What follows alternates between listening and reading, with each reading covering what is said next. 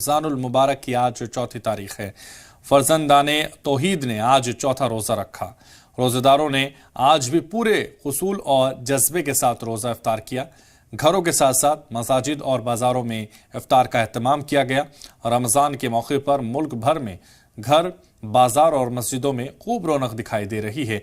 बाज़ारों में रोज़ेदार रोज़े की तैयारी करते नजर आते हैं, तो वहीं रोज़ेदार मसाजिद को अपने सजदों से आबाद भी करते हैं। रमज़ान में ही कुरान पाक का नुज़ूल हुआ।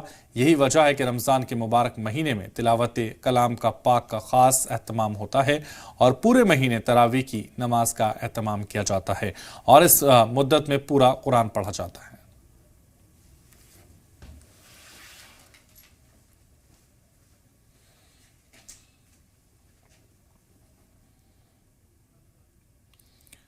तो रमज़ान का पाक महीने में रमज़ान की आमद से रोशन हुआ जहां और हर जगह इस वक्त मसाजिदों में नमाज के सजदे और बाज़ारों में रौनक, घरों में रौनक नज़र आ रही है, क्योंकि रमज़ान के महीने में न सिर्फ इफ्तार होता है बल्कि सहरी और तरावी से भी गुलजार शहर और बाज़ार होते हैं।